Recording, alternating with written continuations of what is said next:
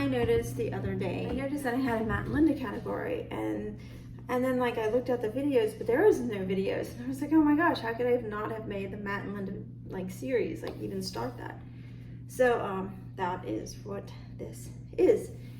And so let me just like fill you in. I met Matt when I was in 3rd grade, and like just a little bit of like backstory. Come to find out this like years later.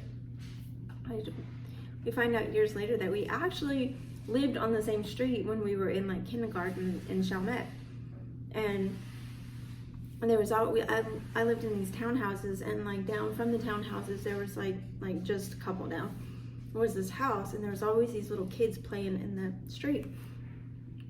And one day Matt and I were driving, and I was like, look, I lived right here, and I showed him, and he was like, oh my gosh. He's like, well, we lived right here. Come to find out, like, he was one of the little kids that was playing in the street that I would like look at and like, oh man, I want to go play in the street. So but we never meet at this point. And then I meet him in 3rd grade. Like, we have the same class. And in 3rd grade he was my boyfriend on and off. I don't know, we'd break up with each other for like, 3rd grade reasons, whatever that possibly could be.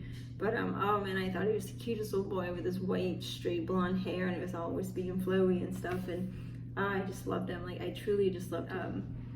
When we were in 3rd grade, we'd, girls and boys, and we'd play chase, right? And he would stick his head up in there, in all the girls. And I'd turn back to him, and I'd be like, Matt, if you don't leave us alone, I'm gonna throw you on the ground, and I'm gonna kiss you. And I really wanted him to like come and, like bug us again so I could throw him down on the ground and kiss him. And he did.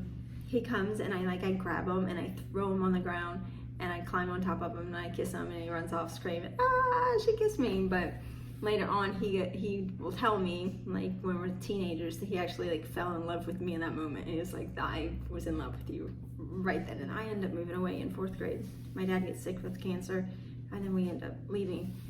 And so then I don't come back until I'm like 16. And I meet him in his junior year. My friend, which was our best friend, Carrie, she reintroduces me to him, and she's like, hey, do you remember Linda Cruz? And he's like, yeah, I remember Linda. And then at that moment, he has a girlfriend, and he's talking about how he's gonna break up with his girlfriend, and I'm like, oh yes, please. And I really wanted just to say, like, break up with her and just be my boyfriend. But I was too shy. I didn't even dare to say. Like, end of his junior year, and then we spend the summer together every day, and like all of us, like this group. But I loved him. I wanted to be his girlfriend more than anything in the world. And I would, talk to my friends about it, and just like about him constantly. And when he would drive by his car, like I'd go past, like I would sit there and watch the whole thing happen, like until he was out of view. And I was just like so in awe of him. And then when he would give me rides home, which I loved, absolutely loved to get a ride home from him, which he did every day.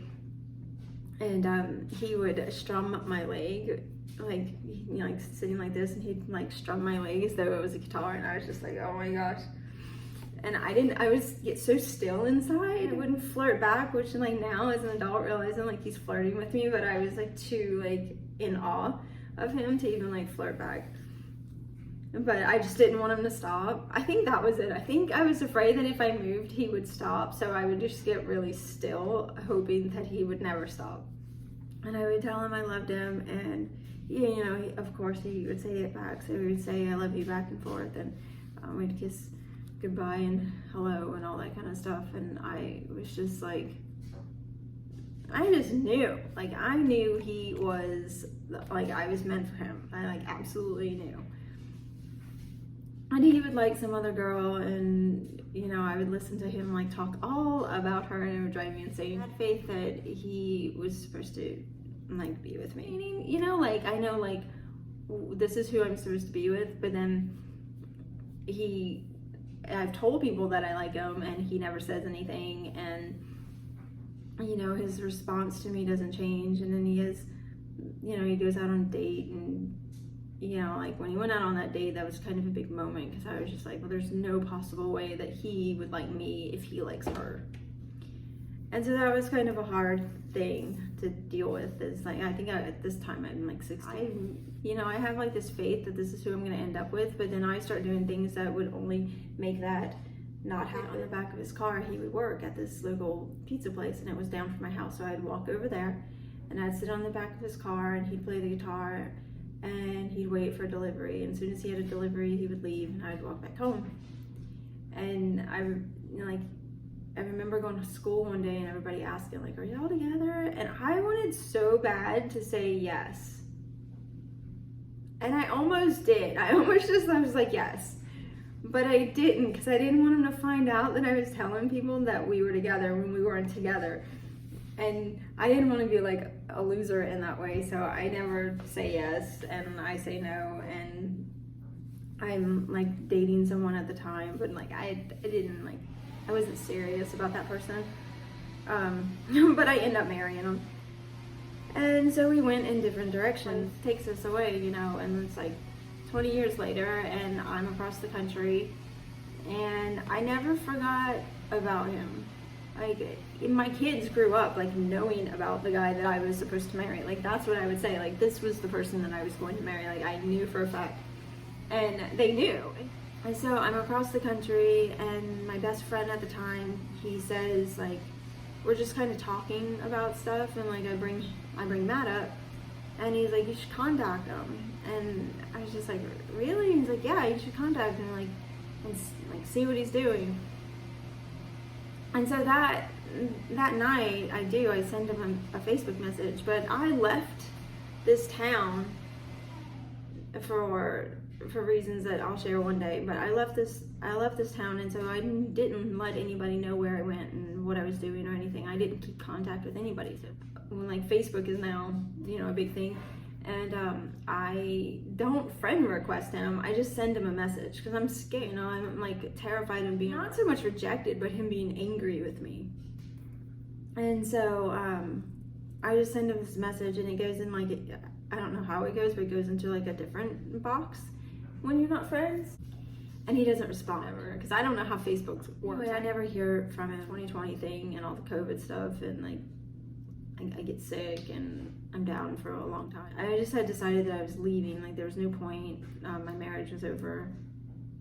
He had a job in California, or allegedly had a job in California. I was gonna go to Texas, and I ended up talking to somebody that I knew here, and he tells me that he knows Matt, and like the whole thing comes about. It's just like, I get Matt's phone number. Like, Matt tells him to give me his number, and that was such a big moment. And so I have it, and I send him a message, and he does not answer. Like, seriously, he doesn't answer again. And I'm like, okay. So I send another message, and then he finally answers. And I was just like, I've never tried so hard before. Like, never in my life have I ever had to, like, first of all, I've never had to send a message, but if I was gonna have to send a message, like, if I did send a message, which I haven't, but I just know for a fact that if I was to send somebody a message, that they are going to respond, like, in this way, if I mean like a guy. But he doesn't. I send him like 2 messages, he responds on the second one. And I guess maybe I was probably a little bit too vague on the first one. So I was a little bit more like, hey, this is Linda on the second one. We start texting each other that day. Well, I do something that I've never done. And I ask him if he wants to talk. Normally, I seriously have never done that. I've never asked a guy or a girl, like even a friend, I ask him to talk. Like, I text it, like, hey, do you want to talk? Like, I couldn't even believe it. Like, I texted, I sent it, and then I sat there in this car, because I had this rental car, because I was in Houston. And I'm sitting there, and I'm like, I just asked him if he wanted to talk. Like, I couldn't even, like, believe that I had done that.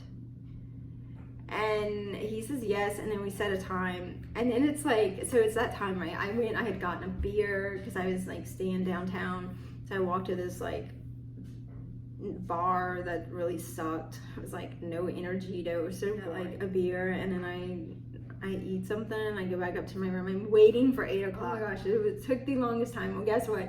It's 8 o'clock. There's no phone call. He hasn't called. 8:15. Finally at 8:15, he calls me. Yes, I do know. It's like 2 years later. I know exactly what time he called me. He called me at 8:15. And I was just like sitting there. I was like, he's not gonna call me. Like, what was I thinking? Why would he ever want to talk to me? Just like there's no way in my head. Like, why? It was just insanity. But he calls me, and I hear his voice. I'm just right back. I'm just right back there. You know, like instantly. I could have talked to him forever. I spoke on the phone for 4 hours. And no, I don't do that. I don't speak on the phone for 4 hours. That is insanity. Like, it was constant conversation. It was just unbelievable. It was truly unbelievable. The thing is I never fell in love with him. Like, I always was in love with him. I think if this is even possible, because, you know, you don't know the universe. I don't know the universe, but I was in love with him when I was 17, and I don't think I ever was out of love with him. I think I moved on with my life, and I had other loves, and he did too. And then when we reconnected, it was just there. It was already something that existed. There wasn't something to like get to know somebody and fall in love with them. Like, no, I was in love with them. I was in love with him, and I still see, like, I'm still amazed. Like, I look over at him. And I'm still amazed at the person I'm looking at. That, like, it's him. And it's all the things that I loved. Like, all the things that I thought was so great and special about him. It's, like, he is right in front of me. And it blows my mind. That is actually the Matt and Linda story.